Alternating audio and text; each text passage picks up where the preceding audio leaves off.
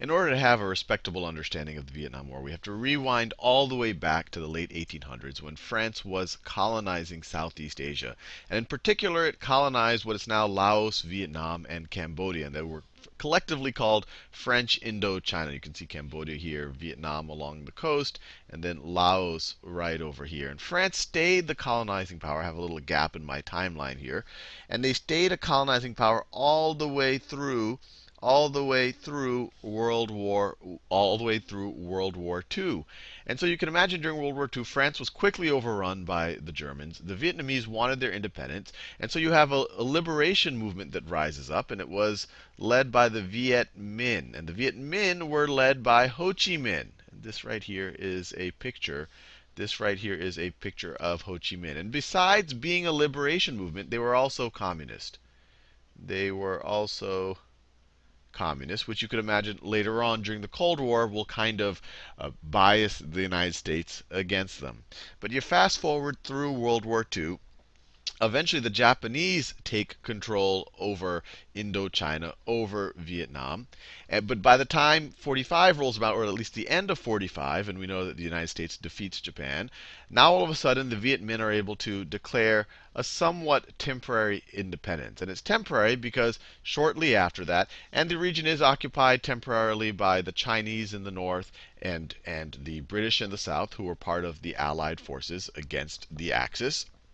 But eventually you have the French coming back, and they want to reassert their control over their former colony. And you have this war that develops, the First Indochina War, between the French and the people sympathetic to the French, the Vietnamese who are loyal to the French, and the North. And the French, and just to make it clear how it sets up, when at the end of World War II, when you had the temporary occupiers, the British and the Chinese obviously had more influence in the north. The British had more influence in the south.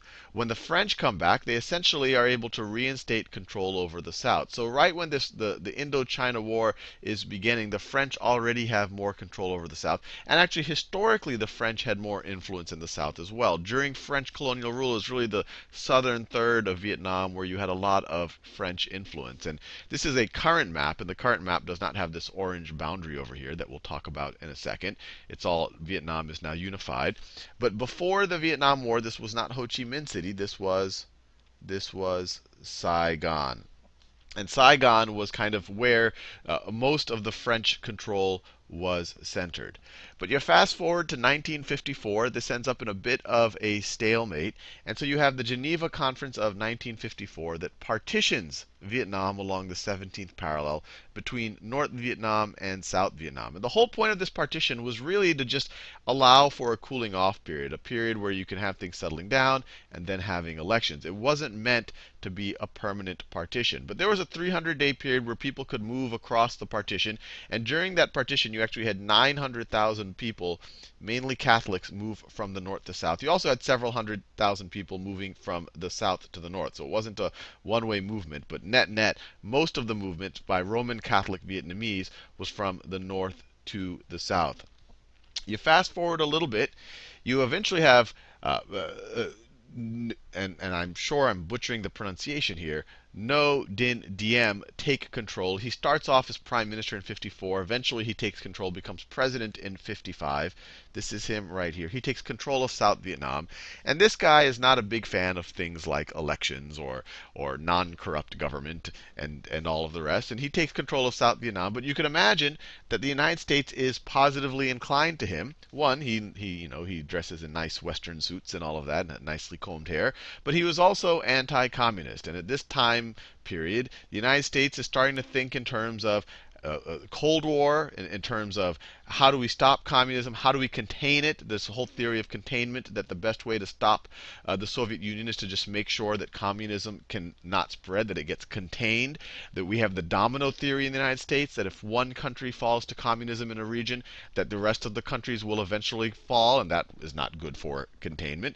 So we did not want South Vietnam to fall. We essentially start supporting these characters over here. And even from the early 50s, the United States starts supporting the anti-communists. And at first, this support, it's in the, I guess we should say, the guise of advisors. But these advisors, one, we start sending more and more aid, more and more advisors, and these advisors start getting more and more involved in the actual conflict. And so after this partition, you can imagine that you still have an ongoing conflict between the North and the South. And on top of that, you have actors who are sympathetic to the North, sympathetic to the Viet Minh, sympathetic to Ho Chi Minh in the South. Some of them were in the North, they come back to the South. Some of them were just in the South, and they did not like the DM government. Besides just being sympathetic to Ho Chi Minh, DM was a fairly corrupt, autocratic ruler who wasn't a big fan of democracy. And so these players in the South who started to rise up against President Diem were the Viet Cong. The Viet Cong. And so this is really sets up what the Vietnam War is all about. You have the communist Ho Chi Minh controlled North that was fighting a conventional war against the South. You have this partition on the 17th parallel, and on top of that, you have an unconventional fighting force, I guess you could call them guerrillas, in the south of Vietnam called the Viet Cong. So it was kind of a double. There are two things that the South had to fight against: the North officially, and also this insurrection that was occurring within the South. And so the whole time, the United States did not want this insurrection to succeed. They did not want all of Vietnam to become communist. We keep sending more and more advisors. It actually started even before Kennedy, but in Kennedy he starts sending, he escalates the number of advisors that get sent. It's still not, at this point, it's still not a formal war. We haven't officially declared war. We don't have officially soldiers in battle. You fast forward to 1963.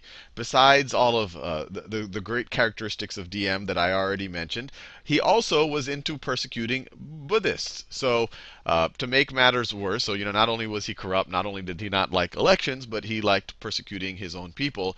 And by 1963, this kind of got out of hand. His level of persecution of the Buddhists, he started storming temples and all the rest. And so he was assassinated. And not only was he's assassinated, it kind of leaves this power vacuum. You have all of these people jockeying for control. None of these really especially savory characters inside the South. These two guys eventually come to power, Win Cao Kai and Win Van Tu.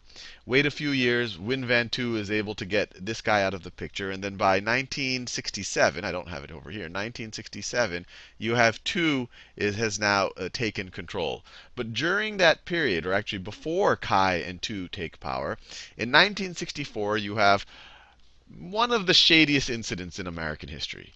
As you can imagine, we, as in our function as advisors, we had sent ships into the Gulf of Tonkin, right off of the coast of North Vietnam. And so the original story goes, and this is a very suspect original story, in 1964, the U.S. Maddox, and this is the original story, claimed that it was attacked, or it was claimed that the U.S. Maddox was attacked by North Vietnamese patrol boats, and that there was there was a little bit of a skirmish, there was an exchange of fire. And it was also claimed that a few days later, another boat in the Gulf of Tonkin, another U.S. vessel, was attacked by a North Vietnamese boat. That was the original story. This angered Congress. This angered the American people. How dare they attack ships that are sitting off of the coast, warships that are sitting off the coast? And so this kind of gave the emotional fuel to pass the Gulf of Tonkin resolution. So these incidents, or these purported incidents, this kind of attack on the USS Maddox and this other thing that might have happened, these were called the Gulf of Tonkin incidents. This angered Congress, angered the American people, so we passed the Gulf of Tonkin resolution. And what's relevant about it is that it gave LBJ here, it gave him the authority to officially engage in a war in Vietnam, to officially escalate it to an actual war that the U.S. was involved in.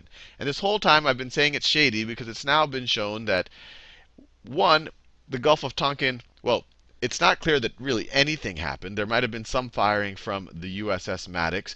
They might have actually engaged the North Vietnamese patrol boats. The other possibility that might have happened is that they that nothing happened. So, but either way, any way you look at it, it's now been fairly established that it was not a real incident. It was not really North Vietnam attacking the United States, but it was relevant because it really escalated the war. So now you have Johnson.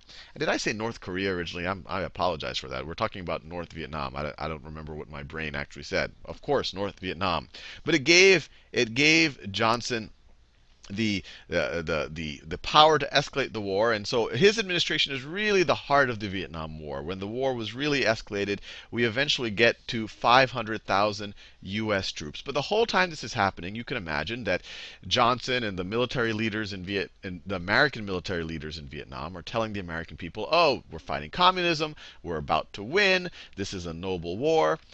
And you fast forward, and especially the part about to win, you fast forward to 1968, and all of a sudden you have the Viet Cong, who the American leaders have told the American people in the Congress that they're about to be defeated. And then in 1968, the Viet Cong orchestrate the Tet Offensive, which is this massive coordinated attack on a bunch of targets throughout South Vietnam. And so even though it wasn't completely successful militarily, the intent of the Tet Offensive was to kind of completely turn the tides in the war. It made the American people and Congress rightfully suspicious. Mr. Johnson, you had told us that we were about to win the war and we were about to, the Viet Cong were almost defeated, and all of a sudden they orchestrate this sophisticated attack on us. It rightfully made the American public suspicious. On top of that, and this probably made matters a lot worse, the My Lai massacre comes out. And in every war there are massacres, but the United States at least believes that its soldiers can kind of take the high road, that they don't engage in these type of things. But the My Lai massacre showed that really no soldiers are immune to massacres, and this is really a disgusting massacre, and it was documented. And if you really want to be disturbed, do a Google search for images of the My Lai massacre. It will ruin your weekend. It'll depress you. It's U.S. soldiers killing a village of innocent women and children. There's pictures of dead babies. It's horrible. And on top of, to make matters worse, or even add insult to injury, the soldiers who committed it, there was actually a few who tried to defend the villagers, and they were when they came back, they were treated almost like traitors.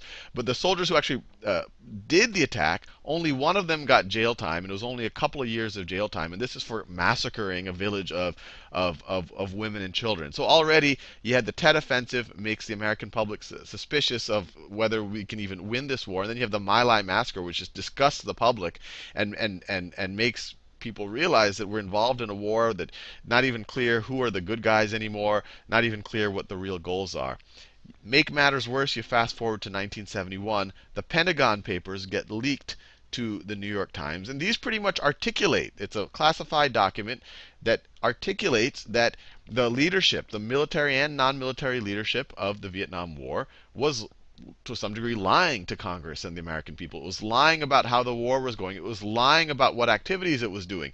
It did not tell the American people and Congress that it was actually engaged in war in Laos and Cambodia. And a lot of the reason why we were engaged in Laos and Cambodia is because that's where the supply routes were between the North and the South. They ran through Laos and Cambodia. And the most famous of them, and you might have heard of it, is the Ho Chi Minh Trail. And it wasn't just one trail, it was actually a network of trails. And so a lot of the activity that was going on in Laos and Cambodia was kind of carpet bombing of what the U.S. thought were some of these supply routes. And we never really got a good, well, that's a whole other debate. But it wasn't just one trail that was easily bombed. It was all of these little footpaths and all of these other things where arms were able to be transported from the north to the south. But the Pentagon Papers rightfully made the American people even more suspicious. And then now we're entering into Nixon's administration, and he was still doing the carpet bombing, still atrocities going on. But his whole goal was to kind of wind down the war, bring the troops out on a timetable without kind of an official defeat. So you fast forward to 1973, you have the Paris Peace Accords, where officially there is peace between the the North, the South, the North, and the Americans. You can imagine it from the North's point of view. They're like, sure, we'll sign some peace accords. It'll just make the Americans go away. Once the Americans go away, they won't be able to come back, since this was such a hugely unpopular war. It was such a waste for America on so many dimensions, especially America's prestige as a global actor. We'll just wait for them to leave, and then we can overrun the South after that. And that's essentially what happens. In 1975, the North just overruns the South, and then later that year, you have Saigon falling to the north, and then it becomes Ho Chi Minh City. And just this whole period, you have President Tu is in power, and just to show where his priorities are, right near the end, right when the North is falling to South Vietnam, and you can kind of see the writing on the wall. He gives a speech to the Vietnamese people saying that he'll never desert them. But then when he really makes it, when it becomes pretty clear that Saigon is going to fall to the North Vietnamese, he gets on a big U.S. transport plane with literally 15 tons of luggage. 15 tons of luggage. I'll let you think about how much luggage that is, and $15 million. $15 million worth of gold. And this is $15 million worth of gold in 1975. So you can imagine how much he really cared about the Vietnamese people. And he eventually ends up settling in Massachusetts, and he died there in about 10 years ago. So you can imagine this was an ugly incident for the world, an ugly, super ugly incident for the Vietnamese people, a super ugly chapter in American history. It was the first war that, one, America lost, but more, it hurts prestige. It hurts America's ability to influence what was going on in other parts of the world. You had the containment theory that we had to stop communism from spreading, and the domino theory that if one country would fall to communism, then the other one would. That didn't happen. The South did fall, but we didn't have the rest of Southeast Asia falling to communism. So it kind of disproved the domino theory, especially because after the Vietnam War, the United States would not be able to enter another war like it for some time, because the American people wouldn't let it happen. So to some degree, it would have been easier for communism to spread, because people would have known that the U.S. couldn't engage it. But despite that, the domino theory didn't happen. But it was just all around ugly. I mean, besides the massacres and the raping and the pillaging of innocents that happened really on all sides of this, you have 1 to 3 million Vietnamese, and no one will really know the actual count. But that's a huge number. 1 to 3 million Vietnamese were killed. You have 58,000 American troops being killed. American troops. And you have hundreds of thousands of Cambodians and Laotians who were never really formally involved in the war. They were killed, especially due to a lot of this carpet bombing campaign. So these are I mean, just atrocious numbers, and really one of the worst and ugliest chapters in U.S. history.